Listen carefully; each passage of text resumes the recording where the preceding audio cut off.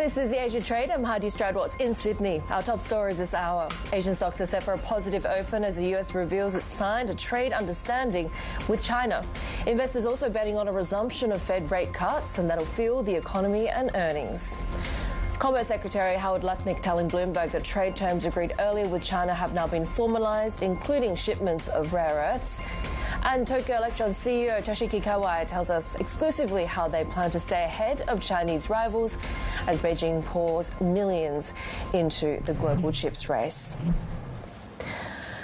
All right, let's take a look at how we're shaping up ahead of this final Friday fray here in Asia. This is a picture when it comes to treasuries and futures trading at the moment, as well as oil. We're seeing S&P futures looking like we're seeing a little bit of upside, not a great deal of detail when it comes to this latest announcement when it comes to the formalisation of a trade accord or an understanding with China, but still that is sort of enough to give a little bit more optimism that on the trade front, after so much focus on geopolitics and the conflict in the Middle East, we're starting to sort of resume that renewed focus on tariffs for the rest of the year and where the progress is being made ahead of course, the expiry of all of those trade truce in the coming weeks. This is a picture as we take a look at oil as well, seeing further upside over $65 a barrel now when it comes to trading in WTI at the moment. And, of course, some of that concern will also come back to the sort of slowdown in economic growth that's feared as a result of ongoing tariffs. Switching out the board to take a look at the setup as we get into the Asian session today. This is a picture when it comes to Sydney futures. We're seeing a little bit of a pop there at the open in the next hour. Also some upside when it comes to Chicago Nikkei futures. A yen trading under that 145 level, and also watching dollar China as well to see whether we see that sort of that currency pair play out with some of the trade developments.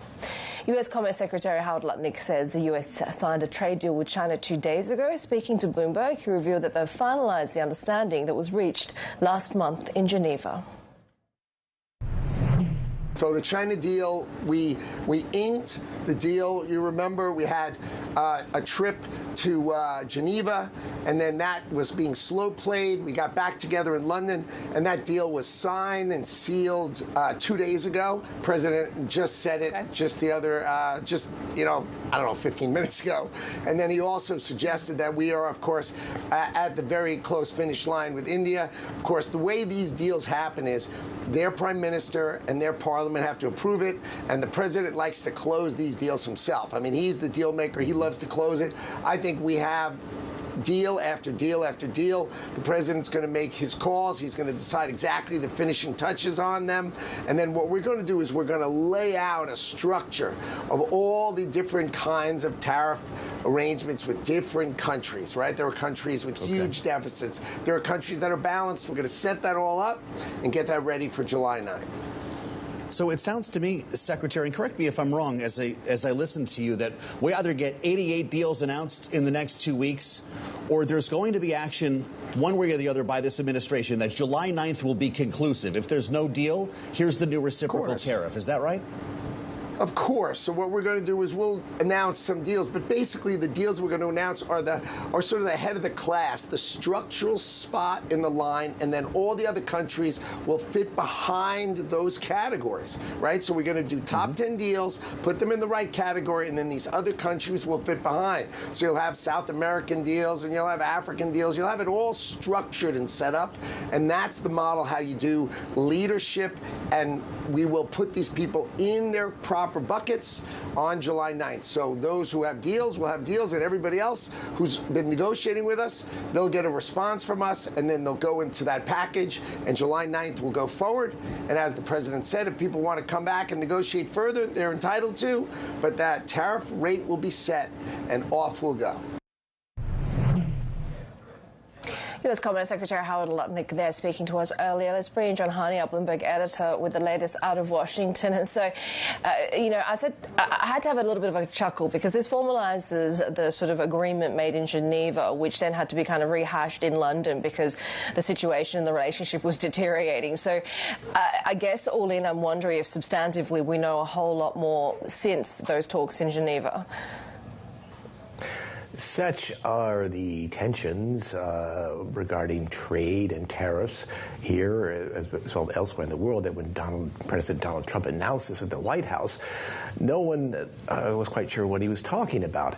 Now, Secretary Lutnick has certainly, what he has said has certainly eased some of that anxiety, but we still don't know everything about what this trade agreement entails. Now, he said that rare earths, which are so crucial to many U.S. industries, would be rare earths from China, that is, would begin their passage from China to the United States with no interruption in the supply.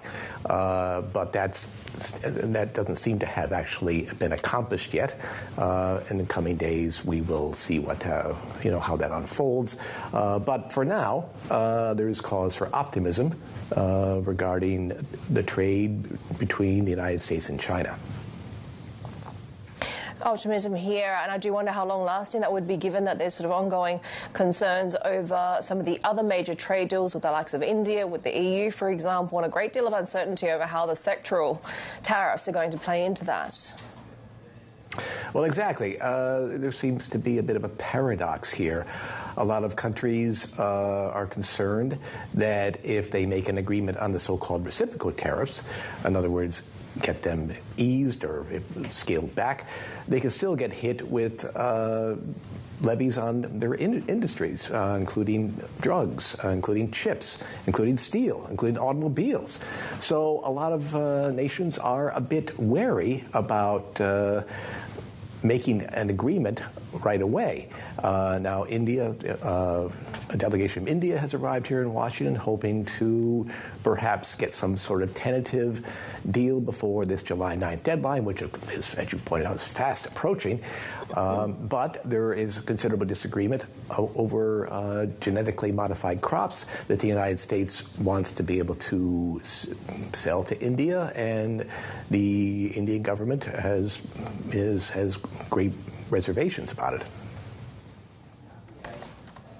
Bloomberg editor John Haidi here. Let's get a preview of the trading day in Asia with Garfield Reynolds, who leads our Markets Live Asia coverage. And Garf, it seems like we've got, progress, at least that's a narrative when it comes to trade with China, if not in detail. We've got more optimism when it comes to the Fed, and markets are at record highs in the US.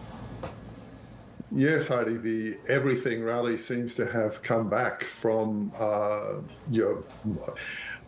perhaps rumours of its death were exaggerated, with the major exception, of course, being the US dollar, which keeps on going down, although it's maybe getting a little bit of a pause this morning on some of those optimistic tones regarding trade. I think it's clear that markets have really seized on the idea that Fed rate cuts are coming. The economic outlook for the US has softened. It's not collapsing, but it has softened. And the extreme pressure being placed on the Fed for rate cuts is also, I think, at the margins playing into this. And then we have these trade reports, comments.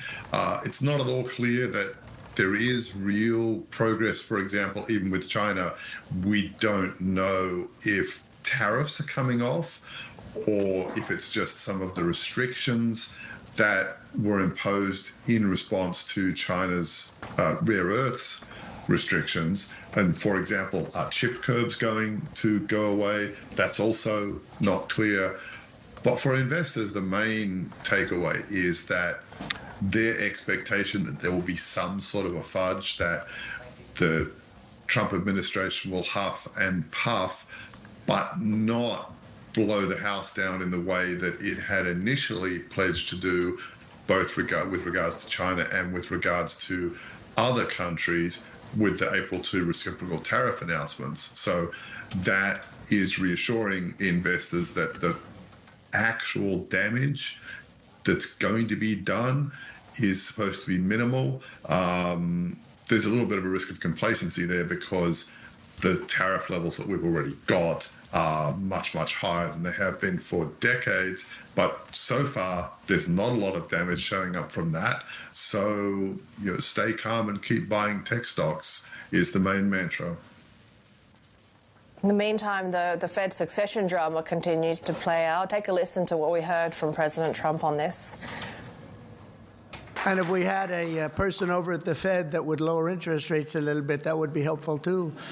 It's hard to believe. This is on top of, we have to fight this guy. He's not doing the job. Each point that he keeps it up is the equivalent of $300 billion. $300 billion. So if he lowered it to, it would save $600 billion. So the doves are circling, the hawks are supporting Chair Powell. We're hearing from Barkin, from Mary Daly and others in support of the cautious approach that he's taking. Yes, well, what President Trump's push sets aside is what's going on as far as price stability in the economy goes, which is still the Fed's major focus. And Chairman Powell himself has said, it's not impossible that they would cut the interest rate when they next meet if the data was to justify that. Now, we've got some big data numbers coming up in between now and when the Fed next meets. We've got jobs coming up on July 3. If there's a serious softening in the labour market shown by that, then that would definitely open the door towards a rate cut in July. And by the same token, we've also had some. We've also got CPI coming. Whether that continues to moderate, that's a major question as well. So that's part of also why I think we've got this Fed doves versus hawks situation coming into play. We would have had that anyway because the Fed is at a difficult point in the cycle.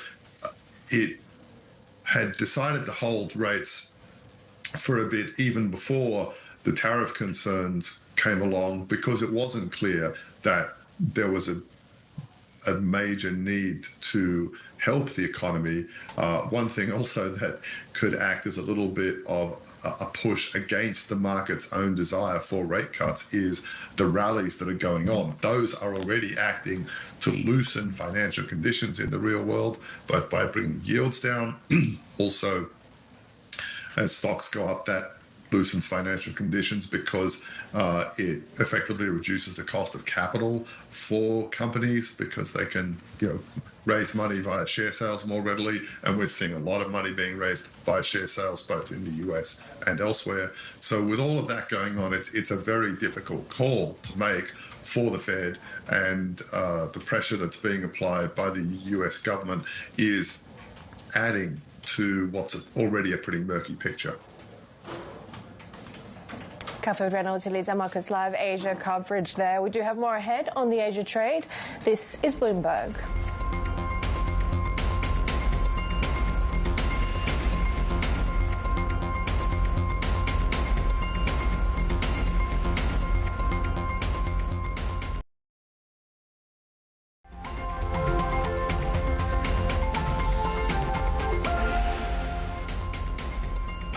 Japanese chip gear maker Tokyo Electron says it's on course to widen its lead against Chinese rivals despite the billions of dollars that Beijing is mobilizing to catch up. We spoke exclusively with the CEO, Toshiki Kawai, and asked where he's seeing opportunities in the fast-moving space for technological development. Now we have just started the second wave. In the second wave, the technology drivers include AI, AR, VR, and autonomous car driving. Thanks to those drivers, last year the semiconductor market for the first time surpassed $600 billion. By 2030, many expect it will reach $1 trillion. Looking at this from a longer-term perspective, the third wave will also come. This includes quantum computing, 6G and 7G communications and Industry 5.0 using robotics. These are some of the markets expected to emerge by 2040 and 2050, leading to further growth in the equipment market. So last year when we spoke, your percentage of revenue coming from China was around 40%. Is that expected to continue to decrease? Until recently, it was around 45%, so nearly half. Investment in other regions aside from China will grow, so the ratio of China's sales to total sales will inevitably decline. About 35 years ago, China's sales ratio was around 30%, and I expect it to settle at around that level. How long do you think it will take for Chinese equipment makers to catch up when it comes to technological advances to become a real competition to the likes of Tokyo Electron? Actually, there is a gap with China's technology.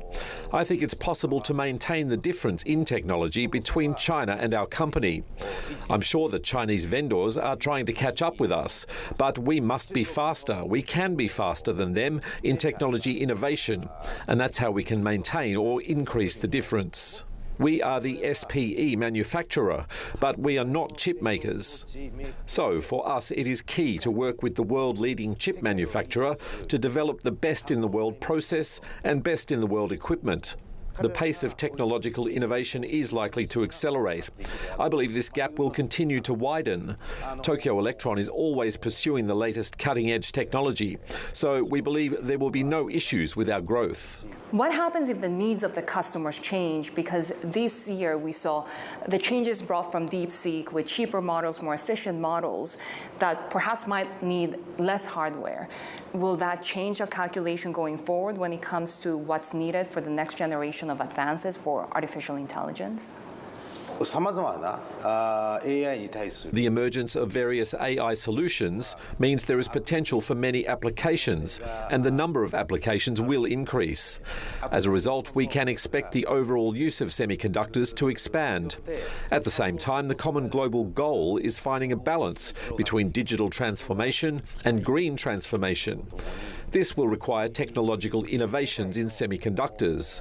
With increasing applications, there will also be a demand for high capacity, high speed, high reliability, and low power consumption. This has been a constant necessity since the invention of the transistor radio 76 years ago. This pursuit of technological innovation will continue. Even as various AI solutions emerge, the demands don't change. I believe that the devices themselves will continue to expand. How has the ongoing trade war and the uncertainty over tariffs affected your business and how you're preparing right now? At this moment, tariffs are not applied to semiconductors. For example, if we look at Tokyo Electron's sales this year, the United States market accounts for 8%. Considering that tariffs are not currently in place and that the sales share is 8%, we believe the short-term impact of tariffs will be limited and minimal. But we need to continue monitoring developments. We have to watch the progress of tariffs. Our value lies in how we improve and enhance productivity, cutting-edge technology solutions, and productivity enhancement. We will discuss with our American customers and partners how to create solutions that go beyond these tariffs. We also see this as a business opportunity. There were talks last time when we spoke last year about potentially more scrutiny on equipment makers like Tokyo Electron. Has this focus shifted more towards just advanced chips themselves? Of course, we need to watch the situation closely, but I think regulation will become more and more stringent. I don't think I see any sign that regulation is getting lighter. What sort of changes are you seeing when it comes to sourcing your materials? First, the advantage of Tokyo Electron is that it has an extensive supply chain in Japan. Many material suppliers are located around Tokyo Electron's factories. There are FAB clusters around each of the 4 major factories in Japan, in Kumamoto, Yamanashi, Miyagi, and Iwate. It's a huge strength for us that 90% of our supplies come from Japan. Of course, when it comes to raw materials, some must be sourced from outside Japan. We are committed to finding alternative solutions and ensuring a stable supply to meet our customers' needs. What is your target market cap? Where do you think Tokyo Electron should be right now? Geopolitical factors are contributing to the current market capitalisation, and these factors are having an impact and becoming a concern. But since the cancellation of the merger with Applied Materials 10 years ago, our sales have quadrupled and profits have increased eightfold. So I believe there is a certain correlation between market cap and profit of over 3 trillion yen, with operating profit of over 35%, with a figure of 1 trillion yen, thereby increasing market cap. We also want to return a significant portion of profits to shareholders through a dividend payout ratio of 50%. If we can do all these things, I believe it will lead to an increase in corporate value and enable us to meet the expectations of our stakeholders. The mid-term plan is not my ultimate goal. As the market size is expected to double by 2030, we aim to remain close to being number one globally and consistently pursue a world-class operating profit margin. Regarding your question on target market capitalisation, I believe that is a question for the market to ultimately answer. Tokyo Electron President and CEO Toshiki Kawai there speaking exclusively to Shery.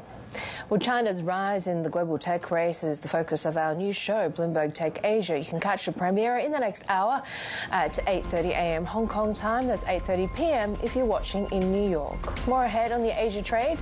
This is Bloomberg.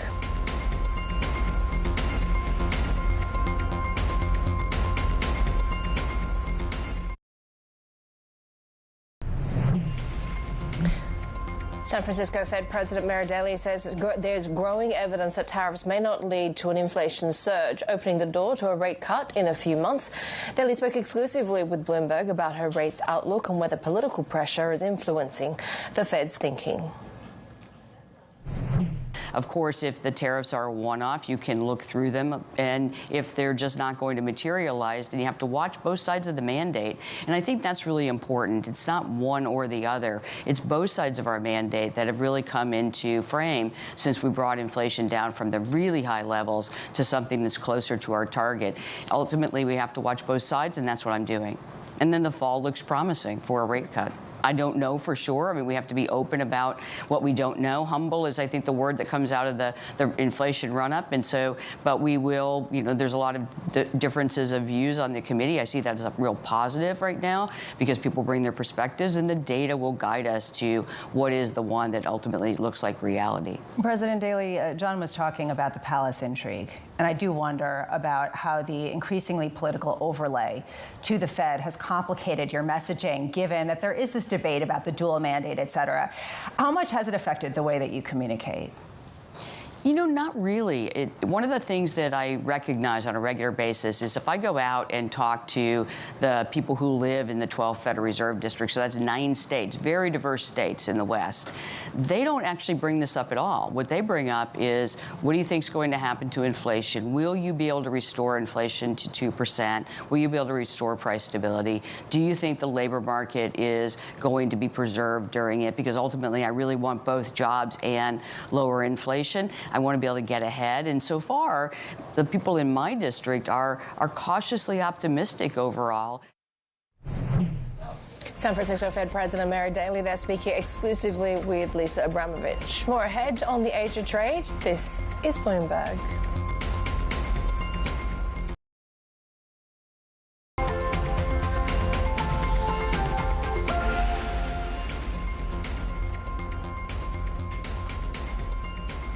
We do have some data discussing the Bloomberg when it comes to Japan, both the labour market with the job-to-applicant ratio coming in, falling to 1.24, the jobless rate holding at that 2.5% as expected, and from the previous month of April as well. We are seeing that rise when it comes to core CPI inflation for Tokyo for the month of June, rising 3.1% year on year. That is a little bit softer than expectations of 3.3% and pulling back from the 3.6% that we saw in the month of May. Stripping out fresh fresh food and energy costs, of course, that have been quite volatile.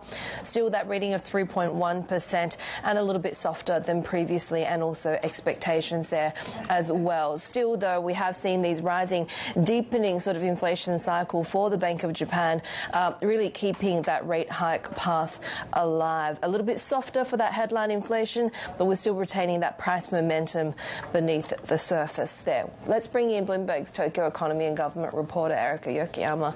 So, Erica, if you take a look at these numbers, does it sort of cool expectations for the Bank of Japan at all? Does it change or move the needle?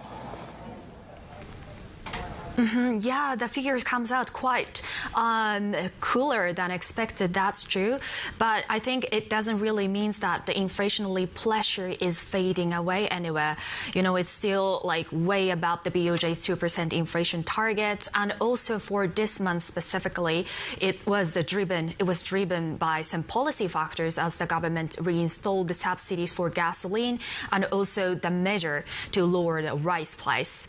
So, and it's those measures are masking the real strength of the inflation. So overall, I think today's data will keep the BOJ on track for the further rate hike. And, you know, we just had a summary of opinion from the BOJ's June meeting last week, and that suggested that officials are seeing inflations are running hotter than their earlier projection. And general consensus from there is that the bank should keep raising interest rates once uncertainty stemming from the overseas economies clears. So I think also adding this data that just reminds the market of the need to keep monitoring any incoming data, including on industrial productions and BOJ's Tankan survey next week, to gauge proximity to next rate hike, even at the possibility of the rate hike at the July meeting in next month. The rise in rents in Tokyo has been interesting, right? Is this an indication of what the BOJ would be looking at in terms of a shifting inflation expectations and norms?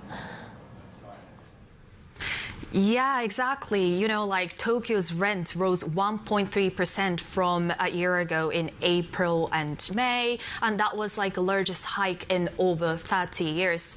You know, the figure doesn't really look like that significant compared to the surging rents worldwide, but for Tokyo, that's a big news because, you know, in Japan, rents are typically considered that unchanged forever due to the business custom.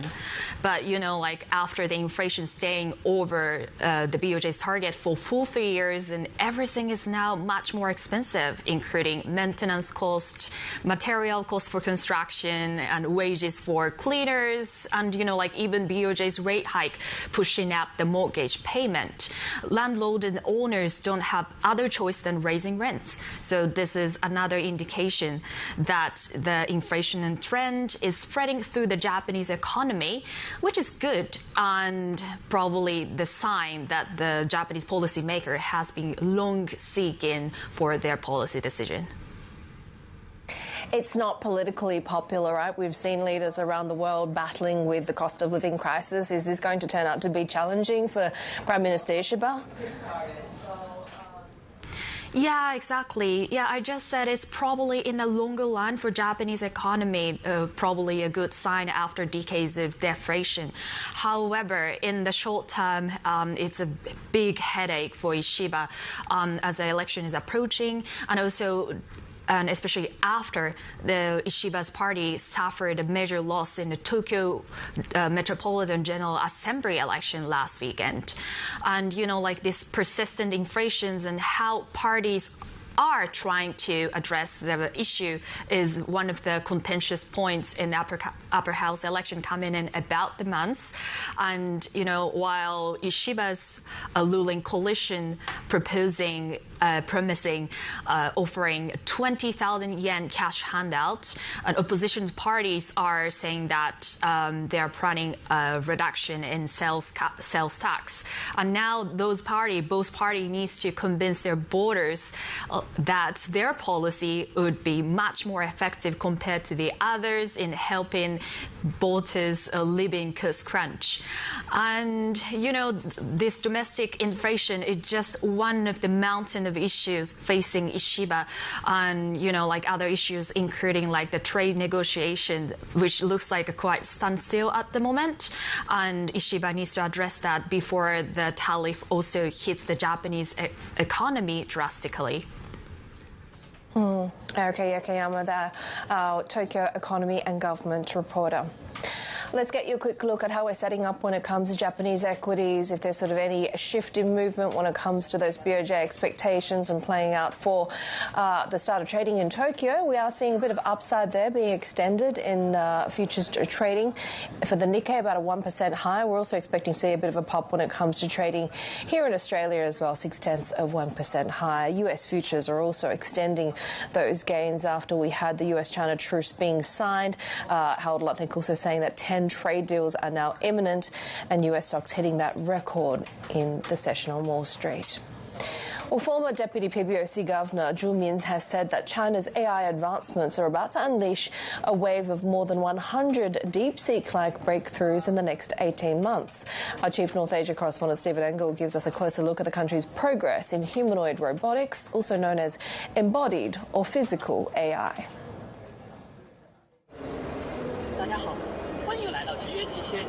Embodied AI is all the rage in China, from industrial automation to autonomous EVs, from delivery drones to increasingly advanced robotic humanoids and pets.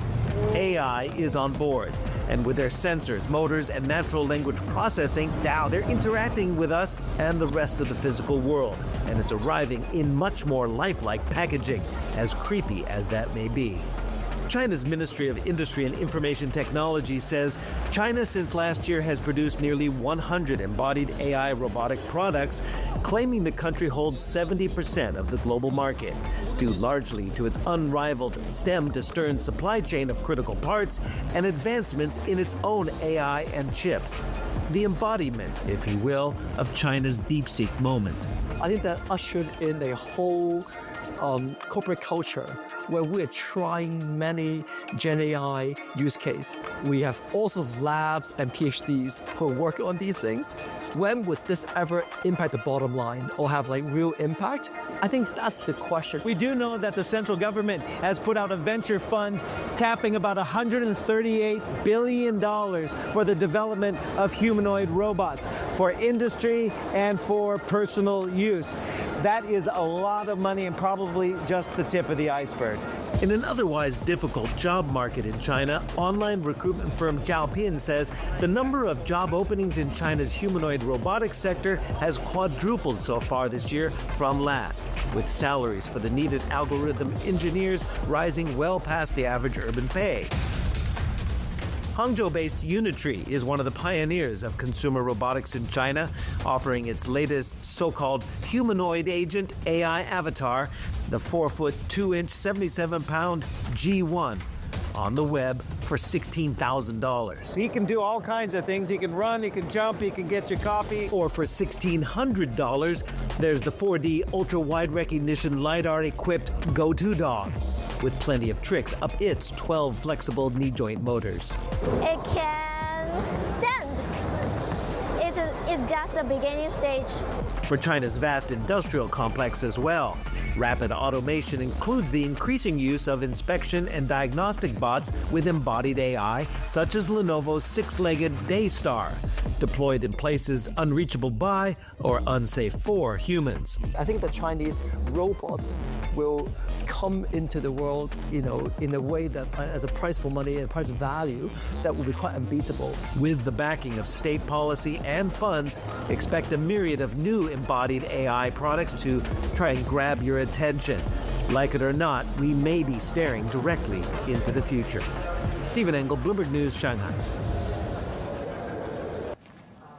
Well, China's rise in the global tech race is the focus of our news show, Bloomberg Tech Asia. You can catch the premiere in the next hour, 8:30 a.m. Hong Kong, 8:30 p.m. in New York. More ahead here on the Asia Trade. This is Bloomberg.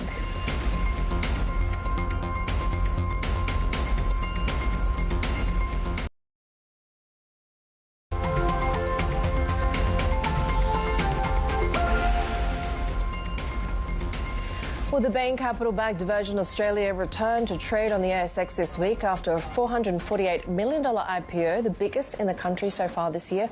Shares have jumped around 12% since their debut on Tuesday. Bain Capital sold a 30% stake in the IPO, but remains Virgin Australia's biggest investor with a 40% holding. Let's bring in Barnaby Lyons, who's a global head of special situations at Bain Capital. Barnaby, really great to have you with us. And I have to ask, what are the plans for the remaining 40% stake? Haidi, thanks so much for having me on. Obviously, a really exciting week for us at Virgin Australia and Bain Capital. At Bain Capital, we're long-term investors. We've held this asset for 5 years, and during that period, undertaken a fundamental transformation of this airline, resetting its cost structure in COVID, changing the management team to a best-in-class team, altering the consumer proposition to be more competitive, and of course, reaching this important milestone of the IPO. It's important, as you referenced up front, however, we still own 40% and therefore are very much focused on really the go-forward business plan for the asset, which focuses on continuous cost improvement and maximizing the value in particular of our loyalty program, Velocity. Tell us about that maximization of value and some of the strategic decisions that are going to be made going forward now that this listing has sort of been gotten out of the way with. Well, look, it's actually very much business as usual. Under the leadership of Dave Emerson, the CEO, the company has been focused on a continuous cost and optimization program so they can compete effectively against Qantas. And as I mentioned, Velocity is an asset that we think actually has a lot of embedded value going forward. We represent just over 30% of the aviation market in Australia, and I think right now the Velocity loyalty program is slightly underpenetrated versus that share. So those are two big focus areas. The big focus, of course, and it's just a matter of really unfortunate timing, and things have calmed somewhat since then, have been the Middle East connections, right, both through Doha and both through just the timing and what happens with oil prices. Was that a major concern for you, particularly sort of on the eve of the listing, or is that something that's more of a long-term watch? Well, look, we obviously focus on the market conditions closely as we think about capturing the right window for an IPO. However, it's really important to understand the fundamentals of Virgin Australia. This is a domestic-focused airline. It has a limited amount of short-haul international and has a new agreement with Qatar Airways for wet lease provision through to the Middle East and the rest of the world. But the vast majority of this airline is domestic-focused. And the Australian domestic airline industry is an attractive one. It's insulated from competition outside of Australia due to its distance. There's limited alternatives to air travel. And therefore, frankly, this asset was pretty insulated from many of those global events. It was really much more about market timing. What other opportunities are you seeing around the region at this point? Well, look, if you think about the Virgin Australia investment and its combination of capturing value in the moment of dislocation, but also the opportunity for significant transformation, in this case, transformation of cost structure, of management team, of consumer proposition, we're often looking for investments that offer both of those things, a moment of inflection point or dislocation, but the ability for Bain Capital to have an impact. And especially in the special situations business, where we focus on situations where traditional forms of capital are less available, we focus on situations where, bespoke solutions where typical providers stay away. We're seeing very deep opportunities, especially given the macro and geopolitical uncertainty that we're all facing today. I wanted to ask you about Japan as well and the strategy there. We're hearing that you've advanced to the second round of bidding for Sapporo Holdings. There's been a real ramp up when it comes to Japan property deals more broadly. What's your strategic thinking when it comes to that market? Japan is one of the most important markets for Bain Capital in Asia Pacific. We've been investing there now for nearly 20 years, very, very successfully. Specifically, Sapporo Holdings, you mentioned that transaction. That's a real estate-orientated transaction that we're focused on. Real estate is a big area of growth and focus for Bain Capital in Japan. It's one of the largest real estate markets in the world after North America. A lot of that real estate, however, is very inefficiently held by corporates. And as Japan goes through the current wave of corporate activism, there's a lot of opportunities for corporates who are looking to free up the embedded value that sits in that underlying real estate. And so alongside our existing activities in private equity, we've been building out that team extensively. When you take a look at Japan, and obviously it's taken many years to get to this point of sort of market excitement and opportunity, are there any other markets that you see kind of in more of a long-term or medium-term for opportunities? Korea is one that, you know, has sort of been compared in terms of potentially being able to catch up to Japan? Well, look, Bain Capital's approach, both in our private equity and our special situations program in Asia, is to take a regional approach. It's actually not to have all our eggs in one basket and make sure that we're able to be disciplined and wait for opportunities like Virgin Australia, and capture them when they're available. And so we operate in many markets. The big economies are obviously areas of focus. India has been going through an exciting growth cycle that offers a range of opportunities. Japan, as I mentioned, it really is about corporate activism. Korea, however, has been a very active market for us, actually in particular on the special sit side, where our ability to provide structured solutions to many of the chaebols as they go through governance and corporate structure reorganization provides opportunities. And then we're a little bit more opportunistic in Southeast Asia and Australia and New Zealand. How do you approach the sort of broader macroeconomic backdrop with some of the uncertainties over trade, over geopolitics, not to mention some of the uncertainties over, you know, where the Fed and other central banks go? Is that sort of agnostic to you, or does that lend to more opportunities or more caution?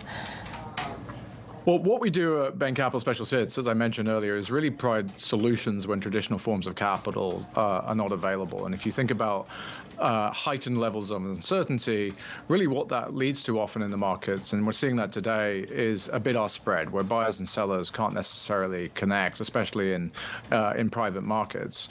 And so if you think about the world today, we've had relatively elevated equity markets, relatively expensive cost of debt, but heightened levels of uncertainty. And in that environment, you have seen a significant slowdown in private markets activity. But that's the moment where we shine in special sits. That's the moment where we're able to still work with good companies who need growth capital, good companies who need defensive capital, and provide structured solutions that somehow bridge debt and equity solutions. And that's a really big theme for us on a global basis. Barnaby, Lyons, really great to have you with us, Global Head of Special Situations at Bain Capital, joining us. More ahead here on the Asia Trade. This is Bloomberg.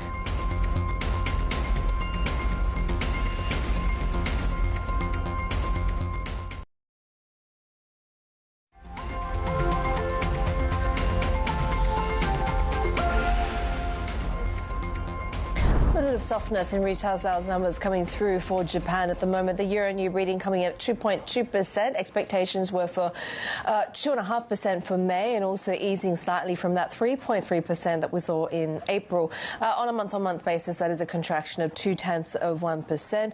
We're seeing also slower growth of 0.6% when it comes to department store and supermarket sales there as well. It comes after we saw some cooling in Tokyo inflation earlier this hour for the first time in 4 months. Consumer prices stripping out fresh food rising just over 3% in June. It doesn't exactly change the trajectory for the BOJ, but perhaps a little bit more politically palatable ahead of that July 20th upper house election.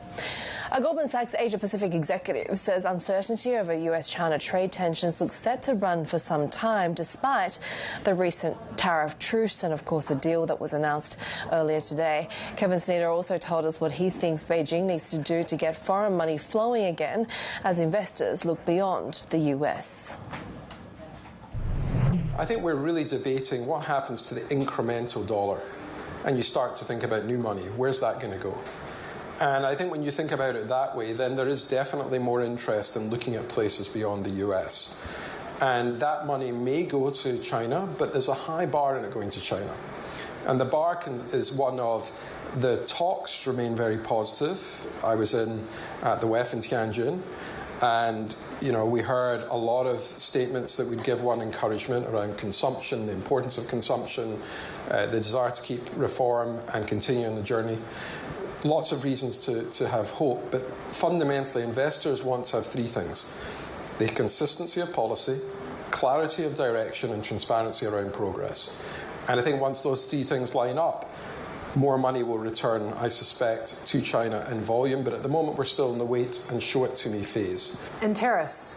How concerned are you about tariffs? And we're just about close to that July deadline for many of these countries in Asia. Yep. And how they deal with the U.S. now. Well, isn't it remarkable that despite the fact the tariff deadline is nearing, you look at the markets and you see them continuing in a very positive stance. That may be a place where we could all regret the fact there hasn't been enough attention on the less than 2 weeks that there is between now and July 9th. And I think the reality is there's a lot of questions on tariffs. There's a lot. At one moment you think it's quieting down, but then you remind yourself at this moment in time there's a framework agreement and a deal with the UK, but beyond that there's not a lot. Yeah. That will change, or I suspect that will change, but it means that the uncertainty, are we past peak uncertainty on tariffs? I'm not so sure. And yet many people have put it in the rear view mirror. I think in truth on tariffs we won't know until we get the latest messaging around what is being expected of different geographies. And it's only once we know that. I think one thing we do know is that with regard to the big bogey, which is China, and the China-US discussion on tariffs, August 12th would be the 90 days there, that one looks like it's going to run for quite some time. And I suspect we're going to see that really be a long process. And it's only once that process is underway we'll get a sense of, is it going to be something akin to what we saw in the Phase 1 tariff discussions and agreements back in 2018-19, or is it going to be something more abrupt? Goldman Sachs Asia Pacific ex-Japan President Kevin Sneader there speaking to our Yvonne Mann at the Bloomberg Sell-Side Forum in Hong Kong. Well, one of the stocks that we're watching when trade opens in Australia, Korea and Japan shortly. These are some of the sectors that we're watching, but also specifically SoftBank as the group holds its annual shareholder meeting. Sources also say that its telco unit is set to make a first offering of US dollar-denominated bonds in a deal that aims to raise about $1 billion. So one to watch as we get into the start of trading in Tokyo. The market opens in Sydney, Seoul and Tokyo, and next coming off, of course, that high on Wall Street with stocks in the US hitting a record. Fed cut bets are gaining momentum, even with that political pressure continuing to come down on Chair Powell. More rhetoric from President Trump. We also had the announcement of apparently a trade deal or a trade understanding signed with China to formalise some of the agreements made in Geneva and then sort of reaffirmed in those London negotiations. The market opens are next. This is Bloomberg.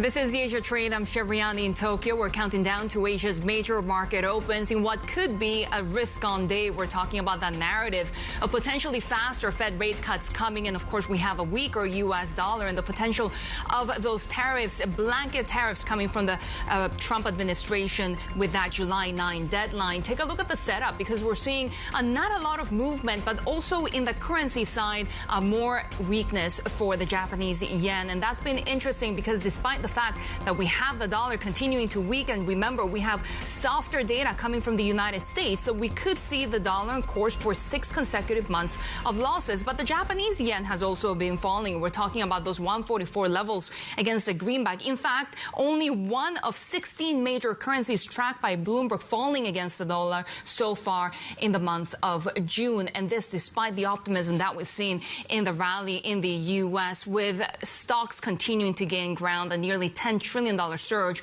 in the S&P 500. Take a look at how the Nikkei is coming online. We're talking about gains of 0.8%, 4 sessions of gains now for Japanese stocks as we continue to digest the latest data also coming from the Japanese economy. Retail sales rising 2.2% year on year. That was coming in below economist consensus. Inflation in Tokyo also slowing for the first time in 4 months. You have core CPI rising 3.1% in June from a year earlier, and that really really something to think about for the Bank of Japan, as it's been really no rush to continue to normalize and hike rates. Take a look at how the Kospi is coming online, because we have seen significant strength for the Korean won, as well as I said, on the back of a weaker U.S. dollar. A lot to do also with President Trump saying that perhaps he might be appointing a new Fed chair earlier than expected. That's weighed on the dollar. Could we see faster Fed rate cuts? On the other side of that trade has been stronger currencies across Asia. We're seeing now the Korean won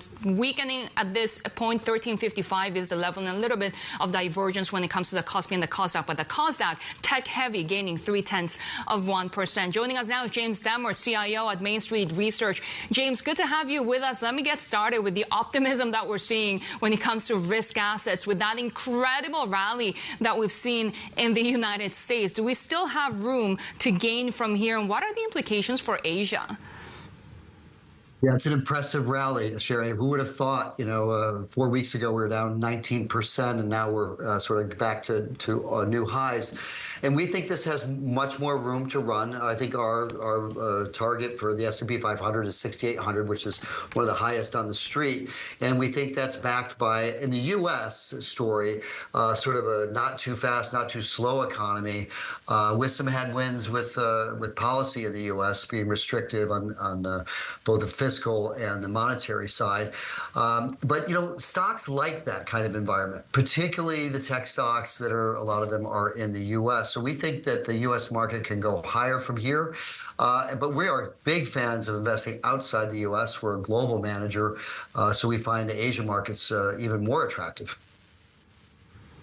Before I get to Asia, I do want to ask you a little bit more about the United States, because you said markets like this environment, especially if we're talking about more potential rate cuts to come from the Federal Reserve. And take a listen to what President Trump had to say. And if we had a person over at the Fed that would lower interest rates a little bit, that would be helpful too. It's hard to believe this is on top of, we have to fight this guy. He's not doing the job. Each point that he keeps it up is the equivalent of $300 billion. $300 billion. So if he lowered it to, it would save $600 billion. And we're already seeing a steepening yield curve. I mean, how much more does this muddle the picture for markets, when really expectations of the monetary path is really what leads to changes in levels? Do you invest at this point, or do you get out? Well, I think investors are concerned here. Markets back to the old high. Maybe it's going to roll over. And I think investors want to make sure they look forward and they look at earnings. And, our view is the Fed probably will cut in the second half of this year, but it won't be because of what Trump is asking for. It'll be because the economy has weakened more than expected. We're seeing it in the soft data. We would expect, this economy can't withstand the headwinds of tariffs and the fiscal restraint that's going on in the U.S. So the Fed's going to have to come at some point, and that's what we call the Fed put. So you got stocks. We think earnings in the last couple of quarters in the U.S. have been way better than expected. We think it's going to continue in this quarter coming up, in the last quarter. And I think when the Fed has to maybe cut rates because the labor market's getting a little worse, maybe sometime in the third or fourth quarter, that's going to push us that one more rally up. So, these kind of slower, softer economic climates, stocks can do quite well, and particularly when you've got the Fed ready to go if they need to. And again, I think they will because of the economy, not because of what Donald Trump has to say.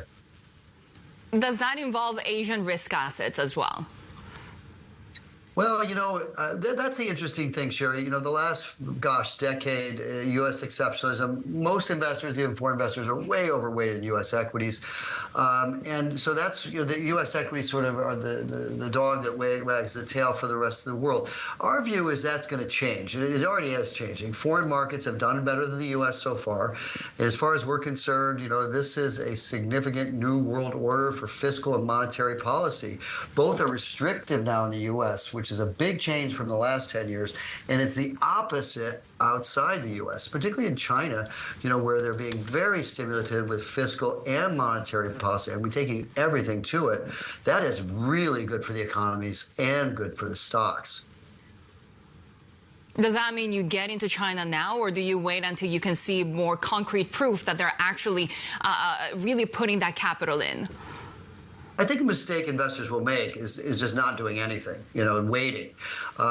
If you look at the history of any economy that's put so much effort into, stimulating growth both fiscally and monetarily, like China has, you want to be careful not to wait till that is, the whites of its eyes are seen. By then, stocks will have gone up way too much. So if I had 0 stocks outside the U.S., which I do not recommend, we're about 35% outside the U.S.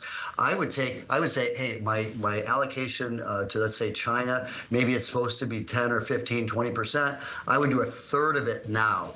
I would not be waiting. And then, into volatility, I would be adding to that over the next few quarters. How closely are you following the U.S.-China trade negotiations? So apparently we have a trade deal that has been signed already, but at the same time, of course, these restrictions against Chinese tech continue. They do. And I think that's one of the mistakes I think we make as investors is taking that headline and sort of asking ourselves, geez, well, I'm so uncertain I'm not going to do anything. And I would suggest that investors not do that and look through to the tariffs and look for companies that can establish and have been able to establish very good profit margins and earnings. And there's a lot of them in China. There's a lot of them in Japan, throughout Europe.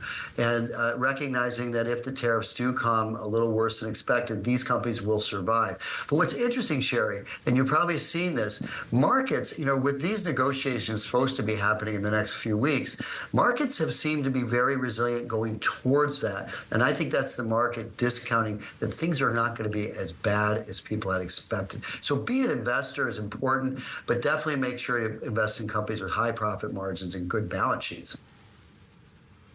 Are you seeing that in Japan? You seem to be bullish in this market. Yeah, we like the story in Japan as well. Not quite the monetary stimulus that you see in China because their economy is not in that kind of dire straits, or was. But you've got companies, good examples, Hitachi, industrial maker of all kinds of equipment. They're part of it, which is part of AI, supporting AI, which is a global sort of early stage of that resolution. And then, of course, you've got Sony, which is another one of our favorite picks. Big liquid names, strong balance sheets, high profit margins, and we think those are great positions. Japan, China, Europe, been pretty much neglected for the last, 10 years. In our view, that neglect has allowed PE ratios to be super attractive. They're very cheap, and we think money will be flowing, not just this year, which it already has, but multi-year, a return to foreign markets. And investors are taking notice, right? Right now, Japan's Nikkei rising to 40,000 for the first time since January. So we are seeing more movement and dynamism in this economy and the investing landscape as well. But when it comes to fiscal spending, you talked a little bit about that earlier, but we are expecting the upper house elections here. Everybody wants to spend their way into office at this point, including Europe, where you mentioned the opportunities are. How risky is the situation when you're looking also at the volatility in the bond space? Well, it appears to us that the fiscal stimulus that's been turned on, particularly, as you mentioned, in Europe, has got legs. We think that's going to be multi-year, and that's really because the U.S. has just withdrawn that financial support. So they've had to turn that on. They've committed to turning it on for multi-years. What that does is it really injects a tremendous amount of growth into the economy. And if anybody's wondering about that, just look at what the U.S. has been doing in the last 10 or 15 years. It really is great for the economy. It's really good for stocks. Now, that can create upward pressure, that kind of growth, on rates, but that's normal. But I think investors should be careful about that. Rates rising, you want to make sure that you've got bonds that are individual bonds, high quality is the best way to handle that. Not too long in duration. Jim Demmert, really good to have you with us, CIO at Main Street Research, of course, as we look ahead to the market trading session today, and we're seeing a little bit more risk sentiment being more active today. Take a look at how Australia is trading at the moment, because, of course, we had seen the Aussie and the Kiwi dollar gaining ground on the back of more weakness in the U.S. dollar. We're talking about potentially 6 months of consecutive losses for the greenback already. Take a look at treasuries as well, because we're seeing that fall overall led by the short end and reversing some of those gains that we saw in the previous session. Of course, remember, we've had some soft data out of the U.S., which is also applying pressure on the greenback, and we have seen consumer spending disappointing, recurring jobless claims disappointing. So all of this being taken in by the markets at this point. This is Bloomberg.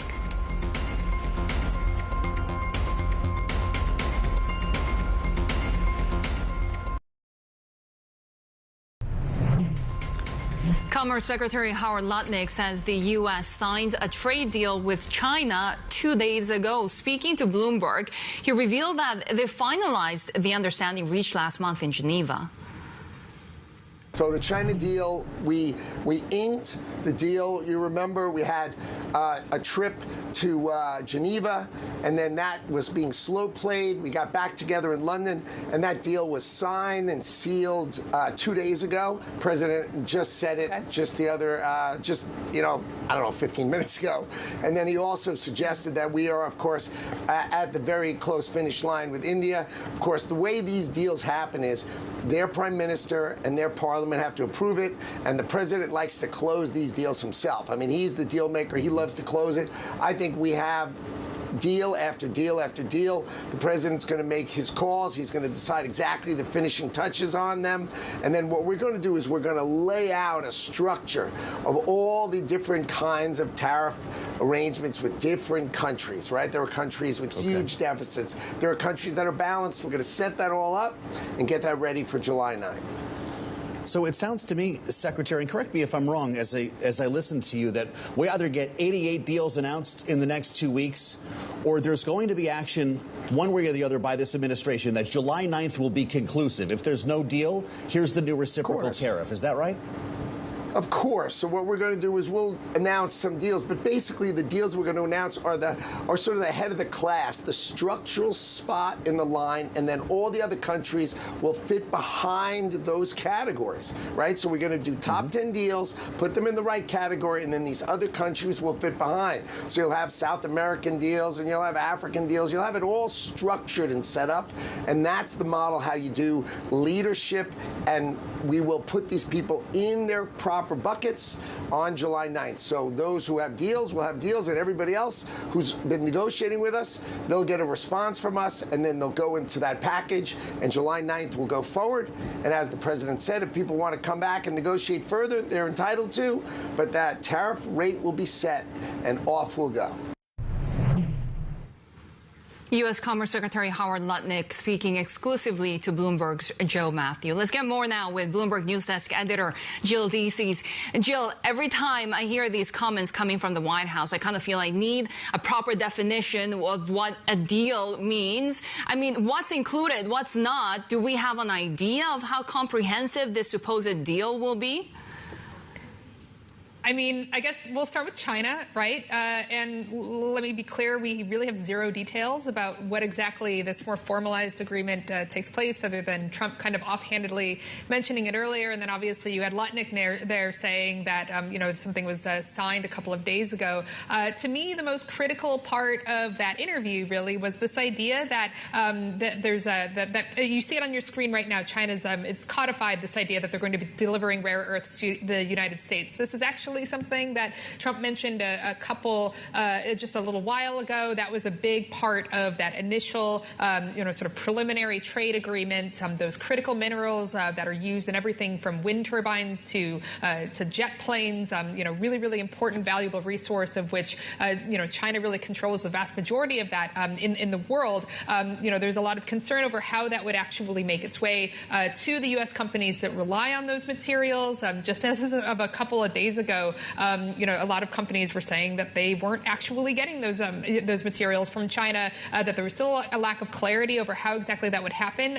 Maybe it's the case that there has been a deal signed that maybe codifies that a little bit, gets to the heart of how exactly those kinds of transfers are going to take place. But again, when it comes to China, at least right now, we don't really have any details. China isn't really talking right now. So I think, maybe in the next few hours, we'll get a few more details, but there's just not a whole lot to work with right now.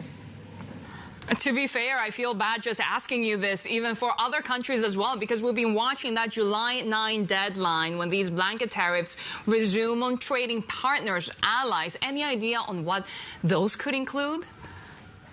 Well, I think at this part, with a lot of those trade deals that allies could potentially be looking at, you're talking particularly about places like India and Japan. They haven't yet come up with some kind of a deal to address the issue of those reciprocal tariffs. I would say, though, that one of the huge roadblocks to actually reaching those deals is that there's still a lot of fear over what's happening with a lot of the sectoral tariffs that the Trump administration is potentially pursuing or has already implemented. So those are separate from the reciprocal tariffs that Trump announced on individual countries. These are instead industry-wide tariffs that affect everything from some on steel, automakers, those kinds of things.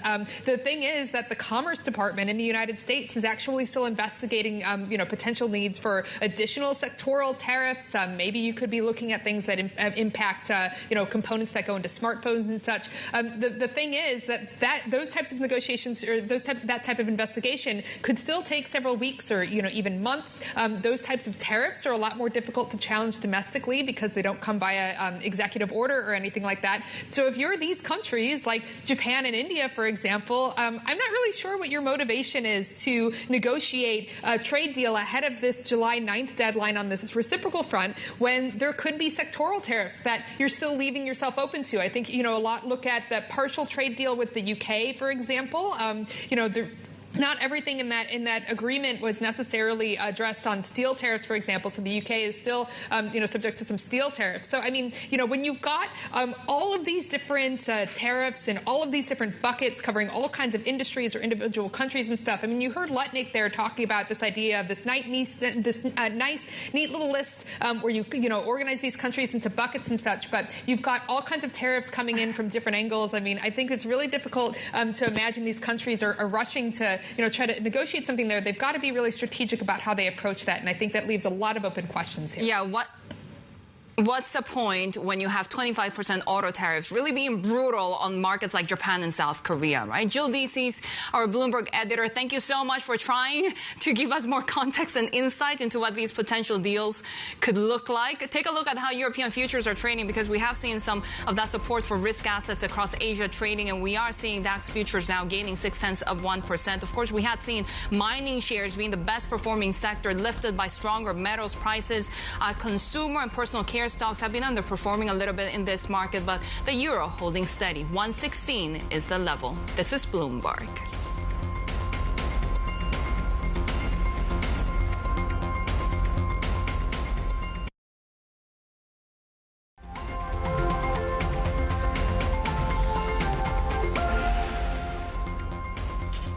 You're watching the Asia Trade. Former Deputy PBOC Governor Zhu Min has said China's AI advancements are about to unleash a wave of more than 100 DeepSeek-like breakthroughs in the coming 18 months. Our Chief North Asia correspondent Stephen Engel gives us a closer look at the country's progress in humanoid robotics, also known as embodied or physical AI.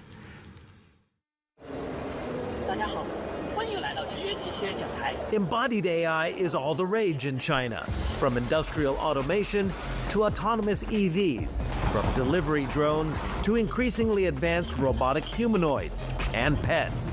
AI is on board, and with their sensors, motors, and natural language processing, they're interacting with us and the rest of the physical world, and it's arriving in much more lifelike packaging, as creepy as that may be.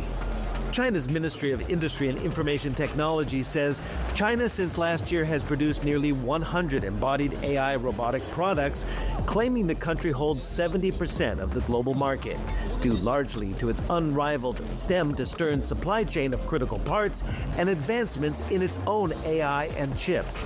The embodiment, if you will, of China's DeepSeek moment. I think that ushered in a whole corporate culture where we're trying many Gen AI use cases. We have also labs and PhDs who work on these things. When would this ever impact the bottom line or have like real impact? I think that's the question. We do know that the central government has put out a venture fund tapping about $138 billion for the development of humanoid robots for industry and for personal use. That is a lot of money and probably just the tip of the iceberg. In an otherwise difficult job market in China, online recruitment firm Zhaopin says the number of job openings in China's humanoid robotics sector has quadrupled so far this year from last, with salaries for the needed algorithm engineers rising well past the average urban pay. Hangzhou-based Unitree is one of the pioneers of consumer robotics in China, offering its latest so-called humanoid agent AI avatar, the 4-foot, 2-inch, 77-pound G1, on the web for $16,000. He can do all kinds of things. He can run, he can jump, he can get you coffee. Or for $1,600, there's the 4D ultra-wide recognition LiDAR-equipped Go-To dog, with plenty of tricks up its 12 flexible knee joint motors. It can stand. It's just the beginning stage. For China's vast industrial complex as well. Rapid automation includes the increasing use of inspection and diagnostic bots with embodied AI, such as Lenovo's 6-legged Daystar, deployed in places unreachable by or unsafe for humans. I think the Chinese robots will come into the world, in a way that, as a price for money and price of value, that will be quite unbeatable. With the backing of state policy and funds, expect a myriad of new embodied AI products to try and grab your attention. Like it or not, we may be staring directly into the future. Stephen Engel, Bloomberg News, Shanghai. China's rise in the global tech race is in focus, is on our new show, Bloomberg Tech Asia. Catch the premiere coming right up after the Asia trade. And these are the latest from the corporate front. Nike shares popped after hours thanks to a brighter outlook, hinting that CEO Elliott Hill's turnaround plan is starting to work. Sales are still expected to dip this quarter, but not as much as before. Hill says it's time to turn the page with better earnings ahead. Nike also tackling about $1 billion in expected tariff costs by raising some prices and cutting back on manufacturing in China.